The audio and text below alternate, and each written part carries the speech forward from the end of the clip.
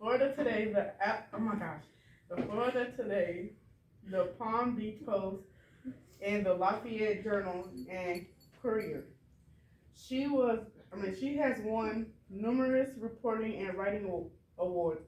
And in in 2017, was inducted into the Indiana Journalism Hall of Fame. She she has written several historical articles and received the Indiana Historical Society's Dorothy Ricker History Award. She received published her first book back in Indiana, which received a at first place award for the Indiana Press Women's Club. The book also placed first in 2021 Federation of Press Women's Competition. She has two achiever adult children, five college educated grandchildren, and a granddaughter. Welcome. Good job, Hannah. Good job, good job, good job. Hey, everybody. Did you all get bored hearing all that? I hope you didn't, but I know I did. So, I'm really happy to be here today with you. Again, my name is Eunice Trotter, and I grew up not too far from here on 20th and Columbia and 23rd and Broadway.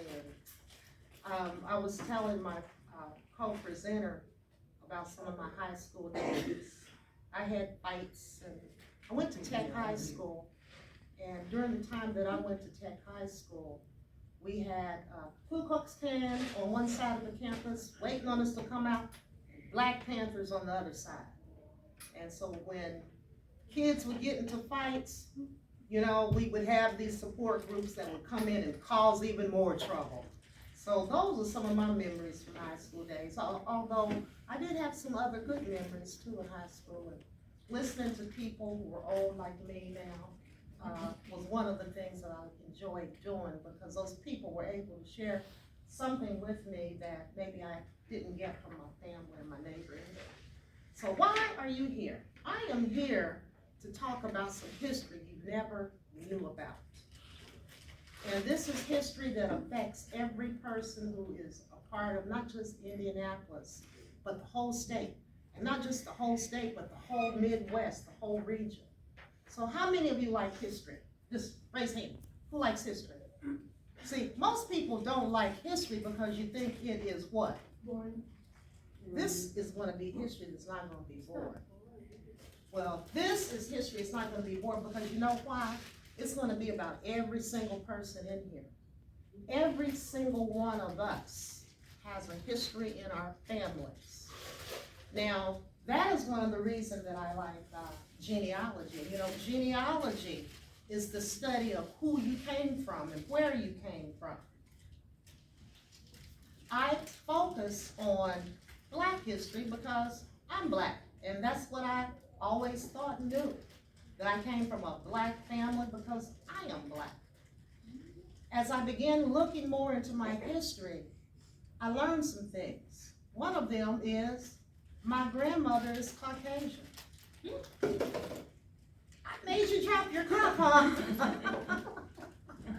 She looks as Caucasian as any Caucasian you want to see. My mother is a mixture of Native American and African. I learned this doing genealogy. And so when I wanted to look a little bit more into my father's family, I found out that he had come from Vincennes, Indiana. Vincennes, Indiana. Vincennes, Indiana is at the very southern part of the state, almost to Kentucky.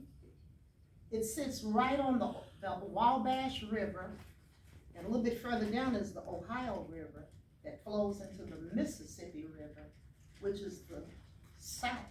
It heads south toward the southern part of the state, down near to Louisiana and all those states in that part. Well, when my father was about 13 or 14, he wanted to leave Vincennes. And I found this out because I talked to my father and I would write down the things that he would tell me. So he wanted to leave Vincennes because it was so racist. Now, you remember I told you his mother is white, his father is black. So that meant he was mulatto, he was mixed, black and white. That was a negative name that was given to people who were mixed, and sometimes it's still used today. And so it doesn't have too much to do with your skin color as much as the DNA that you have, your blood mixture, who your parents are.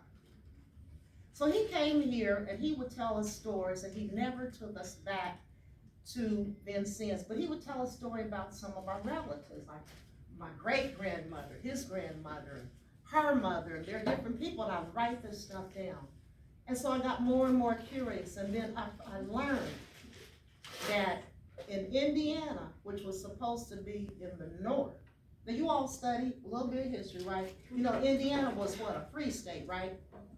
Is that what you were taught? We didn't have slavery here, right? You all know that?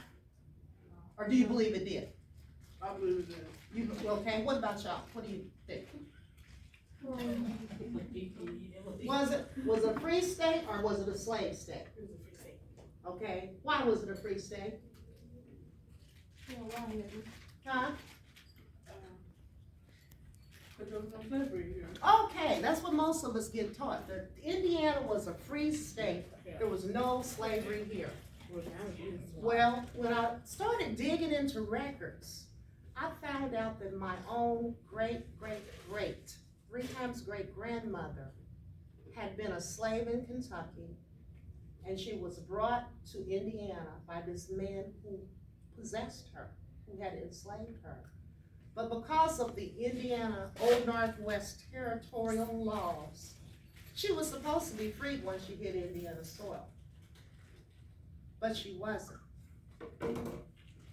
Instead of her being free, she was forced to sign a piece of paper, put her X on that piece of paper. She didn't know what the word said, but the word said, "You agree to work for me for free for the next 30 years. And that is called indentured servitude. Now in school you might learn that indentured servitude is a way for people to come from Europe to the United States and have their fees, their fares for being on the boat paid by someone that they go to work for a little while, just to work off their debt. But not for black people. They were indentured for decades here in Indiana. And that was the way that Indiana got around the ban on slavery here in Indiana. Now, even though our Constitution said there shall be neither slavery nor indentured servitude in Indiana, my great-great-great-grandmother, Mary Bateman Clark, was enslaved.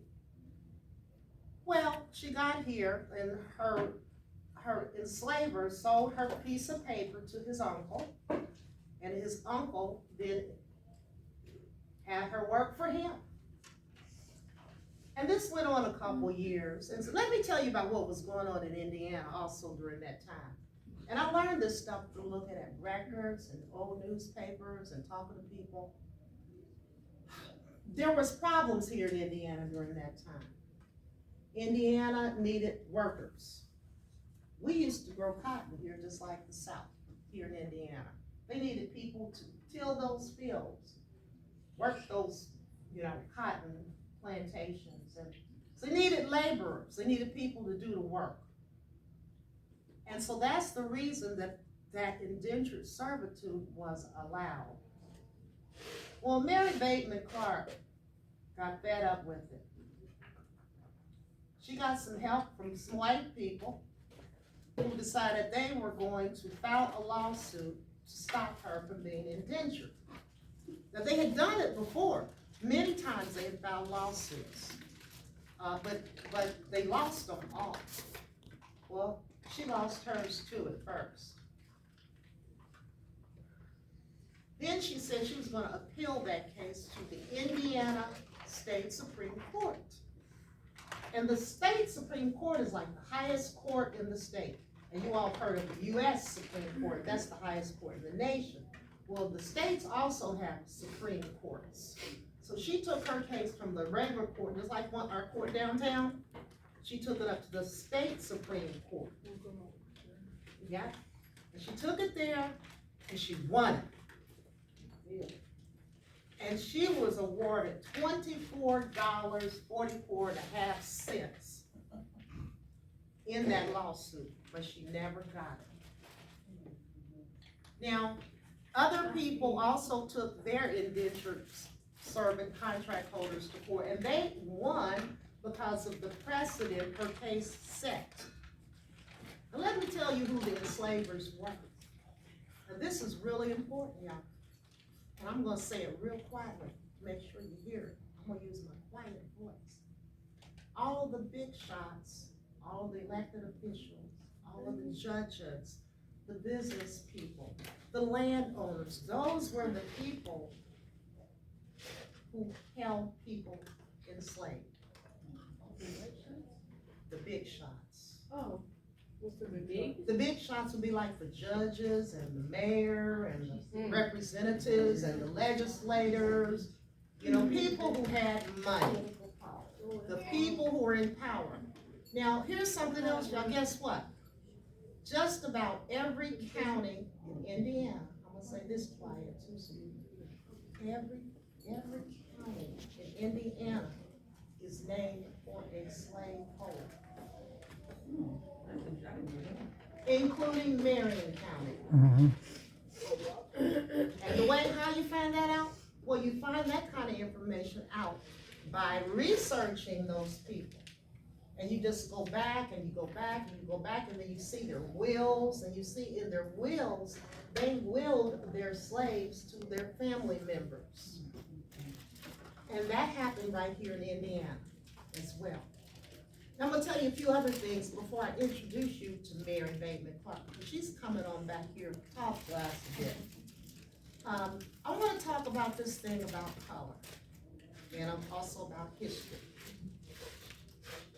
I have been getting into DNA. Who knows what DNA is? Everybody knows DNA? Okay.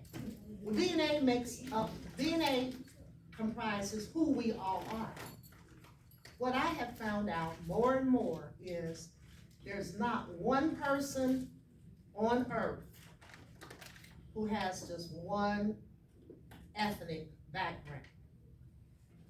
Every single one of us has a mixture of DNA. Of not skin color, but your ethnicity. For example, for my DNA, I come from Nigerian, I come from England, I come from Native Americans, all of us have about 100 places that we come from. We come from all of these different bloodlines, our DNAs. So everybody is mixed. And one of the other things that I found out too more and more is that a lot of African Americans who are from Indiana, from roots back, from lines back, typically have European and African blood. I just called some more of my cousins and they were like shocked, like, what, we're cousins? Because when you do your DNA, it shows you who your bloodlines are. So I want you all to know that. And also I want you all to know that each one of you has an important family history. You gotta write it down now. And if you don't capture that history now, you might lose it forever for a lot of different reasons. And here's one of the reasons. Nowadays, when census records are collected, they don't get the information that they used to get back in 1830 and 1850. They no longer get all that information. All boys basketball players report to the gym. All boys basketball players report to the gym.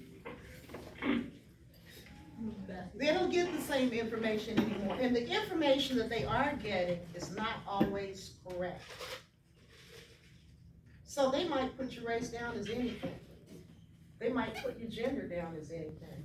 And it's because people aren't required to answer these questions, and they'll get any consequences when they don't.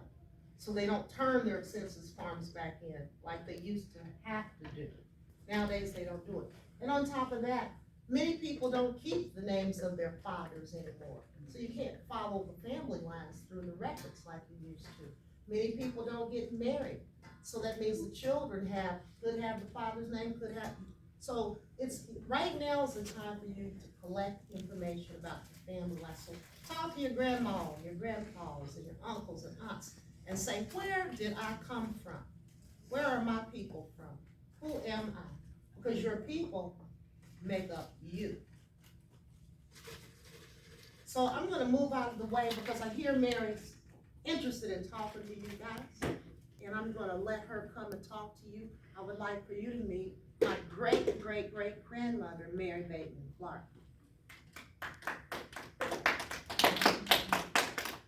Sweet Lord, sweet chariot. Oh, I forgot you guys that came in. I didn't hear nobody come in those church doors. Oh, what a mighty quiet bunch you are. Just caught me here reminiscing back on my life. I do that a lot here in this church house, you know. Oh, pardon my poorly manners. The name's Mary Bateman Clark. And me and my husband Samuels is at the very beginnings of this here church. The Bethel AME Church of Vincennes, Indiana. The AME, that means African Methodist Episcopal. Okay, there was those colored Methodists up east who had a belly full of those white Methodists, and they scooted right on out of there and started their own. It's all about having pride and dignity and the freedom to be able to live like anybody else. That's why I wasn't going to be nobody's slave. No, sir. Yeah, I was born a slave in about 1795 or so in Kentucky. And I was brought up here in 1815 by Benjamin J. Harrison as an indentured servant for 30 years. And then he sold my papers to one of his kinfolks, General Washington Johnston. And, 20 years, indentured servant, indentured servitude. This fancy words to mean taking you out of slavery just to put you back in again. I put my ex on that paper to be an indentured servant to General Johnston for 20 years with the promise of food, clothing on my back, and a roof over my head. And if I had not, could have been sold back down south into slavery. Peoples ain't supposed to own other peoples. Well, to make a long tale short, I was twitched the devil in the deep blue sea on that one. But then along came this little old lawyer, Amory Kinney was his name, a son of a preacher man he was. Me and that little old lawyer put our backs and our heads together, and we took my case to court. And we sued General Johnston for my freedom. We lost that first time, but then we took it back all the way to the Indiana Supreme State Court, and we won. We won. Oh my goodness. Ooh, me and that little old lawyer we call hell, sure enough. Pardon me, Lord, pardon me. Sure enough, during this week, his life was threatened, and so was mine. Oh, some mean people back in Vincennes right then. Oh, they threatened that man and they mobs beat him. Mean people back in Vincennes back then. Mighty mean. But it was some good folk too. In fact, if it wasn't for some of the good white folk pulling their mobs off that man, he would have surely met his maker. Oh, goodness. He feared for his life, and I feared for mine too. Folks didn't take too kindly to colored, uppity colors suing for their freedom. Oh no. But me and my Sam, we taught all 12 of our children to be uppity. It's all about having pride and dignity. Being able to stand up for what's right. Freedom and justice. That's right. Me and Sam have a lot of doings in this church and in this city too, and I expect my children and grandchildren to go on to do something important, meaningful, just like they feisty mama. Right? Oh well. Well, now I gotta go on and get back to my Bible school lesson, but listen, you're lucky to stay as long as you need to, and if anyone asks you, you just tell them that Sister Mary Bateman Clark, wife of Samuel, brother Samuel Clark, let you in, and you can pray anywhere you want to.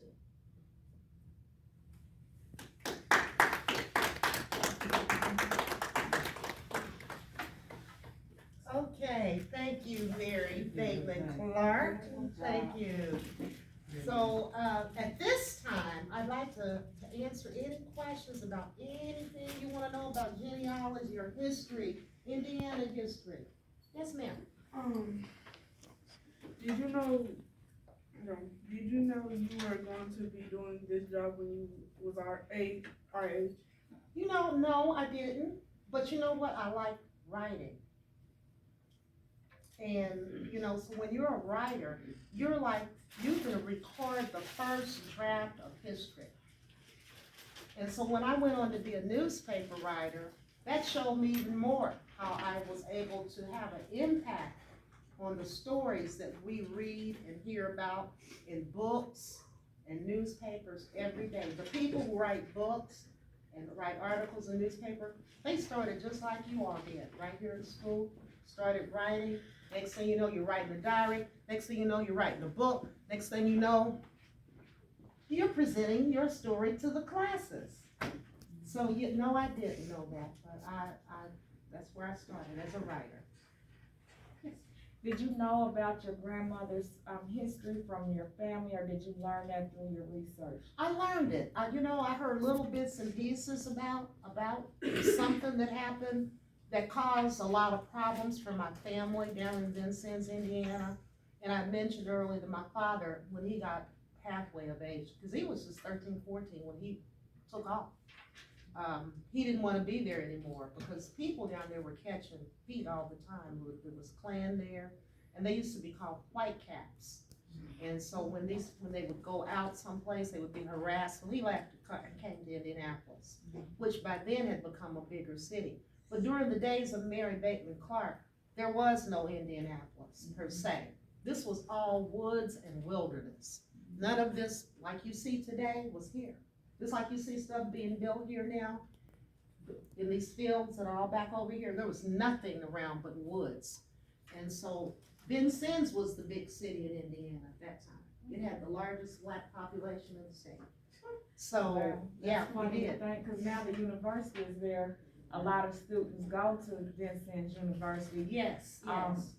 Not as much racial trauma as what you described, but certainly There's still some. Yes, There's still absolutely. some. Because you know why there's still some? This is important for everybody sitting in here in the Zoom. It's still there because it gets passed on from family member to family member, from generation to generation. And that's why, at some point, for us to be a people that love one another, get along together, you gotta stop it at some point.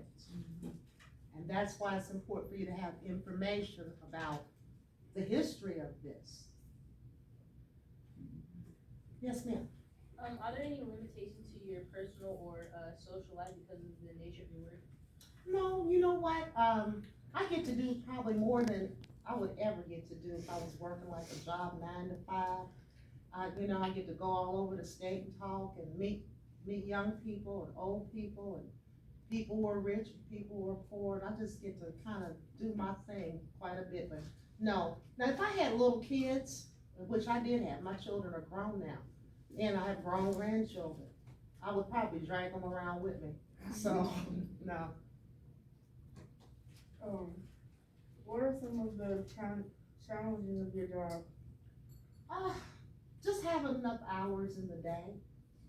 You know, I like what I do. That's why it's so important that as you go through school, that you pick something that you're going to make money doing that you like doing.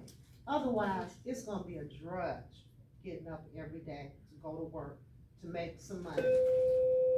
So it's Coach good. Bonds to the main office, Coach Bonds to the main office. It's good to make money, and a lot of money, but it's even better to make money doing what you love doing.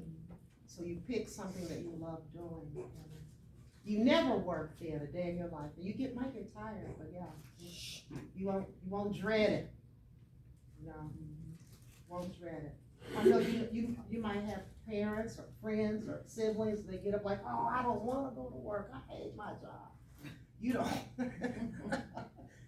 You know, and so if you love doing your job, you won't hate it, and you'll be glad that you're doing it. Yes, honey. Why did you choose this particular career? Because I like to write. I like writing, and writing is the doorway to a whole bunch of different jobs. You never run out of a job when you are a good writer. If you're a good writer, you can be in journalism, you can be a historian, you can be a speech writer, you can be a grant. You can do a whole bunch of things with writing, and you need writing for just about everything you do. So I like to write, and that's the reason I chose a profession that would allow me to do it. Okay. How does your career affect the world? Will this position be around in 5 or 10, 15 years? Yeah, what I am is a historian, and I'm also an author. You see this book right here? This is a book that I wrote. And I started out writing it on pencil and paper. Then I got on my computer and started typing it out. And so this ability to write, put these words together in a book, lets me have an impact on the stories that we are told about history, particularly about our history. And no, it will never be over. You can see writing that goes back hundreds of years, things that people have written. My sister always says, if it's not in writing, she says it like this, if it ain't in writing, it ain't. If it ain't in writing, it ain't. So you have to put things in writing to give them legitimacy and credibility in life. Because if it's just in your head, guess what? Out it goes someplace into the universe. But when it's on paper, you've written it down, this is your story, then you're gonna keep it. One day you're gonna look back when you're 48 years old, you're gonna say, oh, look what I wrote. This is what was going on in my life back then.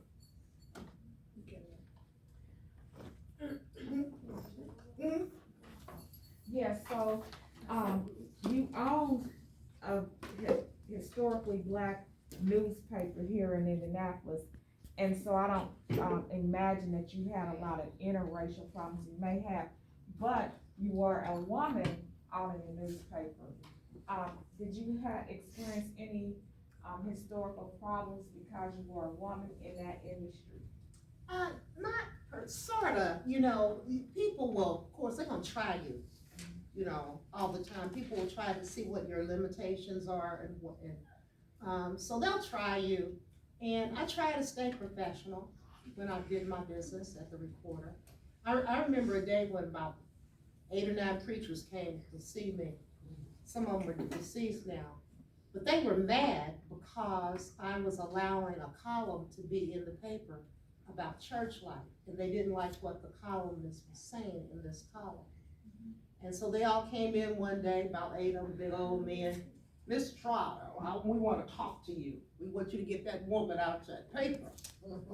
And so I said to the pastors who I respect, I grew up in the church and I respect pastors, and I said, well, sir, this is a very popular and necessary column, and you are welcome to write an opposing opinion, you know, anytime you want to. You can have a column in the paper every week.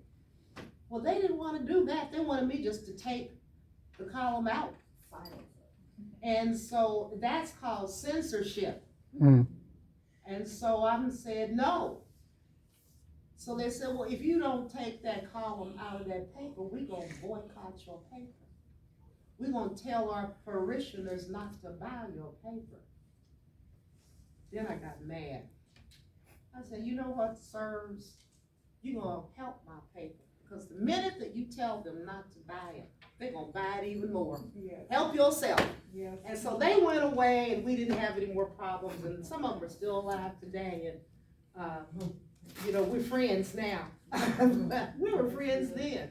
It was just that they wanted me to do something I didn't wanna do, and I wasn't going to do. It sounds very similar to what's going on right now, with politicians who want to, prevent having history, black history in the schools, teaching the truth. They want that not to be the case, and so we have all this debate that's going on this very day now, even, in our state house, so. We'll Well, see how it Indiana turns out. has a very, very interesting history. Indiana's history is often, to me, based on contradictions. And so from its very founding, like I told you, our state constitution said there shall be neither slavery nor indentured servitude, did it anyway. With this debate that's going on now about teaching black history, I want us to say this. First, black history is not black history, it's just part of history. It's part of history. And the lawsuit that I told you guys about is not a black lawsuit, it's a lawsuit that stopped a practice in this state that never should have existed in the first place. Because our Constitution, which they created, and when I say they, I mean the legislatures, they created, but they turned around and violated. So, you know, I look at some pictures from way back when people were getting lynched. And I see all these little kids standing around, little white kids, and they are traumatized by this. Just think about this, y'all. Just think, what would you do if you were a little kid? Not even a little kid, you guys are teenagers now, right? Mm-hmm. So say today you walked out that door and you saw this man hanging from a tree with a rope around his neck and his eyes bulging. Well, honestly, Dead. And a big crowd standing around, cheering, yay! Well, but see, no, now let me say this right here, because see, you see how you reacted, white folks doing that? That is the fear that legislators now have, that you somehow will think and feel responsible for that, and that will make you feel bad. See, and you're saying it too, no, it's not your responsibility, and it's not your responsibility. But what you gotta do is make sure that you don't become a person who does that. That's why it's important to know this history. Because these people during that time had gotten so numb and used to this happening, it was like going to a picnic. It didn't matter. Didn't matter. So these people had been conditioned. You all know what that means, conditioned. Like, you know, when you condition a thing, you become accustomed to it. It makes you used to it.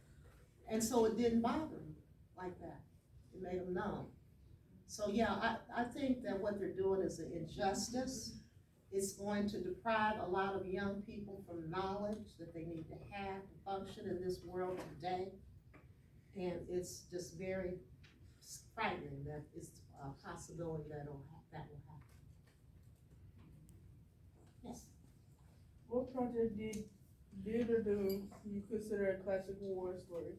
Why was it so difficult, and what would you do differently now? A classic what story? War story.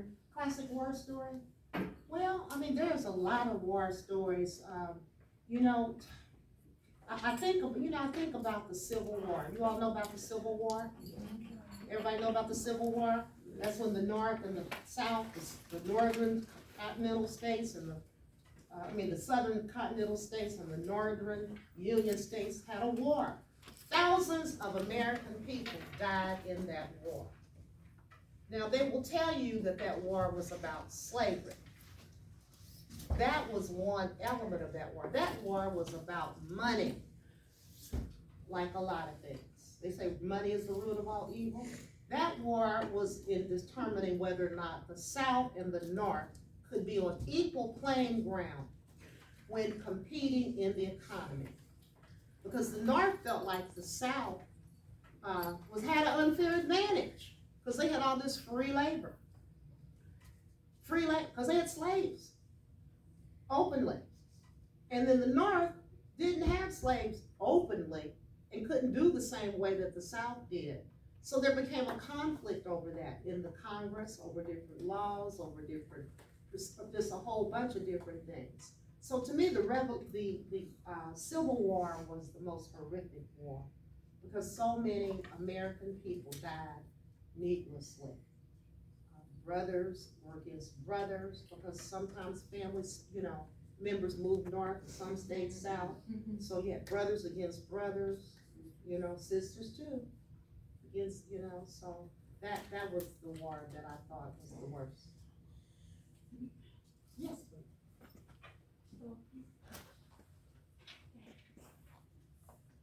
How would you advise me to plan for my future? Well, I would say that what do you like? What do you like to do? What's the best thing you like?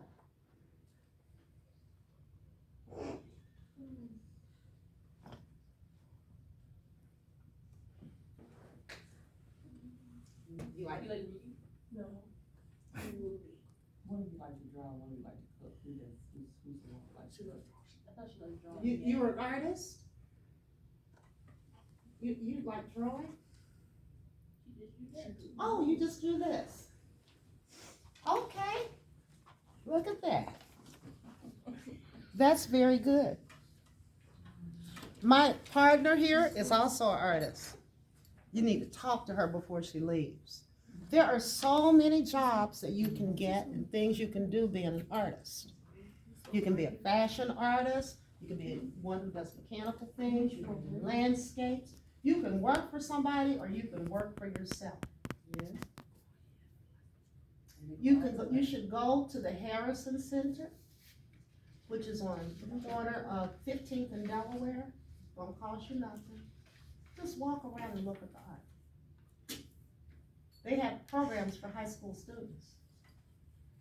Check it out. Check it out. Okay? They both draw. Oh, you all both draw. Well, be sure to talk to that lady right there. 'Cause she's a good artist. He an artist right there too. Oh, man. Gotta be You know before. what? That is so good, you guys. Only know how to draw a flaming skull. I can't draw a straight line. Only know how to draw a flaming skull. That's the only thing I can do. I can't draw nothing. Yeah, so you go ahead and you pursue that. Remember I said, do what you love. Yeah. You can make money doing it. What would you say was the most interesting story or situation that happened during the time that you owned the recorder? Ah, boy, there were lots of stories. I'm gonna tell you about one funny thing that happened. The recorder in all newspapers used to be considered public spaces. So that meant that people could just drop in, they would tell you something they wanted you to know, tell you about some gossip.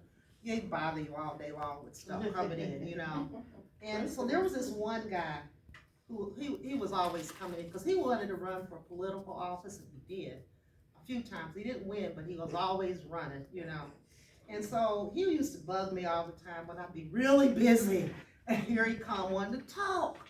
So, okay, I'm talking. Well, this time he came in, he wanted me to help him in a fundraiser. We were raising money for a charity. He wanted me to help him.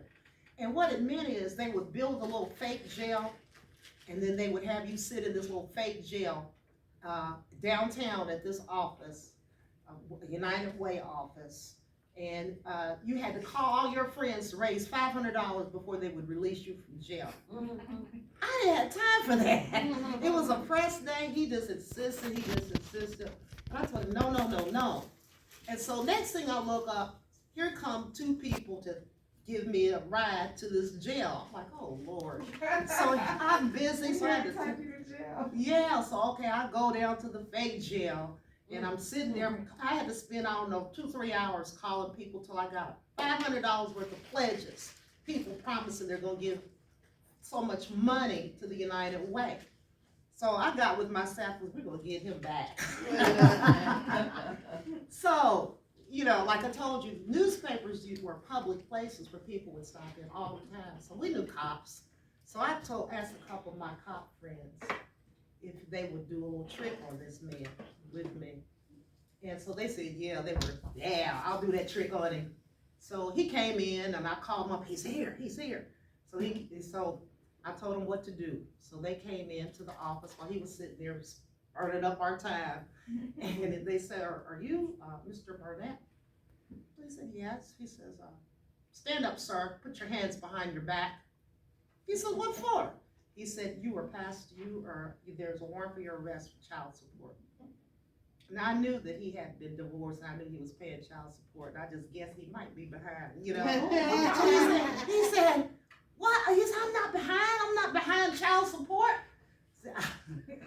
I was ready to just bust out laughing. His face was like, no, no. He handcuffed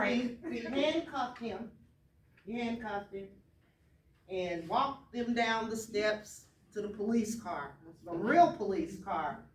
And so then I had our photographer take pictures of him when he was getting in the car. And then when he sat down, we told him, trick, you know. That is not funny. That happened like 25 years ago. I see him now. He tells everybody that story. Do you know what she did to me? So yeah, that was a funny thing that happened. Yeah, but we had all kinds of things going on that case. All kinds of things. And I'm sure they still go on today, you know. So anyone else have any other questions? Yes, huh? Yes, your question. Here, it's an easier question.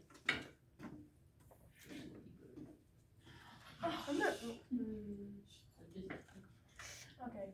What is the most satisfying thing about a job, money, vacation, coworkers, retirement, or work? What'd you say? What'd you say? What? What is the most satisfying thing about job, money, vacation, coworkers, retirement, or work? What's the most fun thing? Job, money, Coworkers. Most important. in my work? The work. That's what's most important, because you gotta like what you're doing, right? Because you're gonna be doing it for 30, 40 years, right? So you have to like what you're doing. So the work is the most important thing. Money, you know, you're gonna make money. You're gonna have to deal with coworkers, all kind of coworkers all the time, but you know, the work that you do is the most important thing. So you all want to ask some questions about how to record your history or really that kind of thing that you will take with you for the rest of your life. We kind of talked about doing that as a Black History project. I don't think we actually chose that, but the teacher that runs this particular history class, that's what she's doing in summer. That's seventh graders, not eighth graders. Now, some of our students have already done the first step, which I had them to interview their parents. That's good. And then the next step is going to be if they interview someone that is further reached, grandparents or beyond, so that they can begin to learn their history. That's why I asked the question about, did you already know your grandmother's story, or did you learn about it? And it's, you know, I love genealogy. Yeah. I'm kind of a person in our family, and you learn so many things. And I'm sad to hear that people are falsifying and not really doing their census reports, because that's how I learned a lot about our family, was through the census reports. And matching that up with military records and, you know, tax records and, military service records and all of that. So. Absolutely. I wanted to just give a few minutes to my partner here, because she is a performing artist, and some of you guys might be interested in the performing arts. She's also a writer and a poet. I don't get into writing poetry, but she's a really good poet. She's gonna be doing some work for several organizations here in the city, poetry work. So do you wanna say anything? Yeah. I know I'm blindsiding you here, but I know you can roll with the flow. I'm gonna get out of character here, okay? You get out. Yes, ma'am. I'm Tamari Lanji, so it's just been an honor to be able to be her great grandmother. And I am a poet. I'm a comedian. I'm a playwright. I'm an actress. I'm a director. I'm a visual artist. That's why I'm telling you, keep hope alive. Stay encouraging that. Now's the time right now. I can tell y'all as an artist is just being grown, period. Ain't just about being grown. Now's the time right now that if you have a gift, if you have something, if you have a dream, this is the time to start working on it. This is the time to really believe in yourself and start working towards those things early that you want to do. Okay? Be your own cheerleader. Stay prayed up. You know, you gotta have a relationship with the Most High. I don't know what nobody's relationship is, but it is from God that we given our gifts, and so I believe in serving that back. So, as an artist, as your hands, ask God to bless your hands. Ask God to bless your minds. Ask God to bless your projects. There's nothing wrong. That's what you should be doing. I don't know what else to say, but That's some pretty questions. any questions? Got some artists. Give us the poem. Huh? The poem. Give a poem? Oh, wow. Are you with Freetown Village? I have worked with Freetown Village. I play these little lady roles well. I've been mother and do it.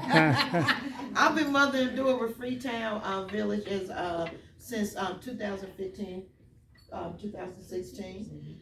So I'm the root woman, so I play that role. I am a poet. I was also with Cafe Kumba for many years. Mm-hmm. So I was at one point vice president of Cafe Kumba.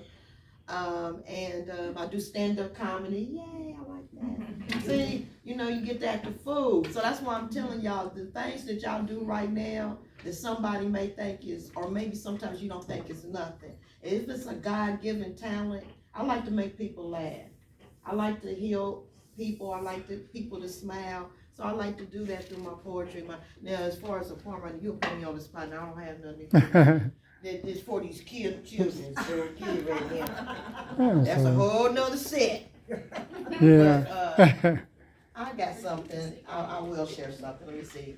I also am the president of Project Wings, which is a mental and spiritual health and wellness. And so we do have youth activities. We do coping skills workshops. So I tell you guys, another of the things that happens with your art, your drawing, your painting, your writing, all of that, those are coping skills. Journaling, it really is important. Like Miss, she recorded her history, but even if you don't do your history, journal your own history. Journal how you've overcome something. You'd be surprised 5-10 years from now, that moment when you think you can't get through something or you're going through something, and then you see what you've been brought through, it's life-changing. It really is. So those are coping skills though, but I do have a poem. I guess I can kind of do.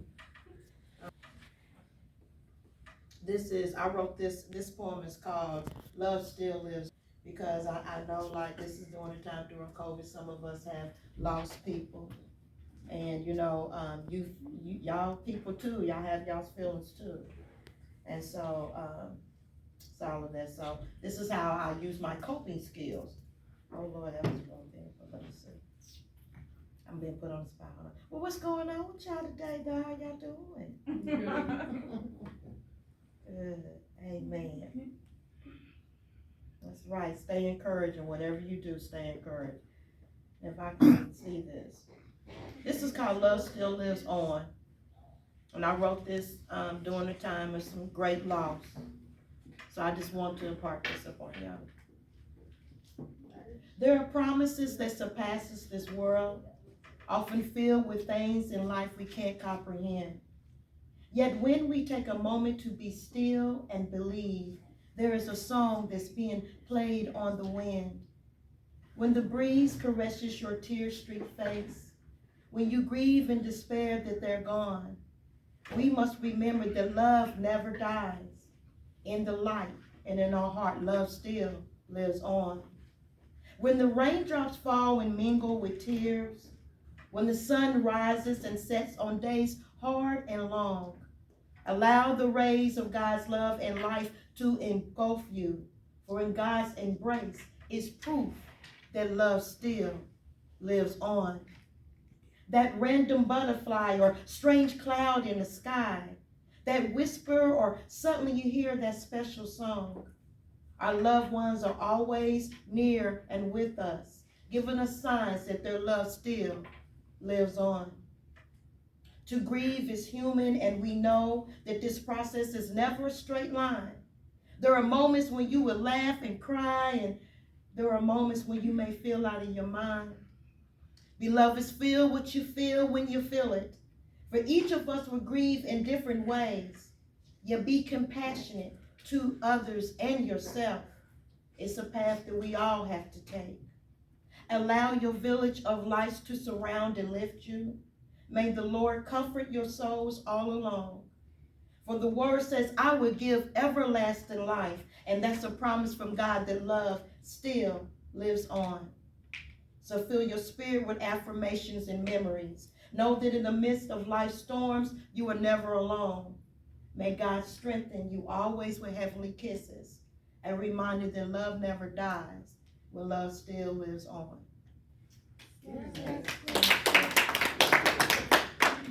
So just stay encouraged. Stay encouraged. That's all I got to say. Questions? You make us laugh. You coming? Oh, yeah, I do. It's a clean coming in there. You know what I mean? You too young to know about Crisco oil. You see what I'm saying? When Crisco oil was both what you fried chicken in, it was a hair grease and it was lotion. They don't know. They don't know. See, I can't take them. They don't. I can't take them, man. They don't know that. Man. You don't know about none of that.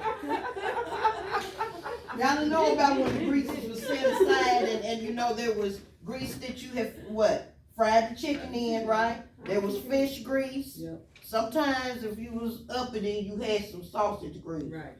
That was all just the pork grease. You see what I'm saying? You had your bacon grease. Okay? I was fine. My first beef with my grandmother was when we ran out of the Crisco. And you didn't walk out the house ashy. Oh, no. That was a sin. That was a sin. You didn't walk out that house dirty and ashy. Right. She lined me up. She said, well, you ain't going out here ashy. What grease you want to put on today? You know what I'm saying? Had me smelling like Joe Bacon. All the way from School 60. Do you hear what I'm saying? In the summer. Dogs and cats following me. And in the wintertime, you didn't get cold either. I never. Here, wait a minute. I said, my grandmother sure don't like me. I'm coming home from School 60 smelling like Joe Bacon. She said, girl, that was some good Joe Bacon. Oh, that's funny. No, I just wish next time I'm gonna get I need to, y'all don't stop putting the chicken grease on. She keep licking the parts of my head. Well, Oh, Lord Jesus. take her a wet night in a biscuit next time. You gotta see on your report card. You might want to do something about it. You know what I mean? No, my grandmother definitely should have.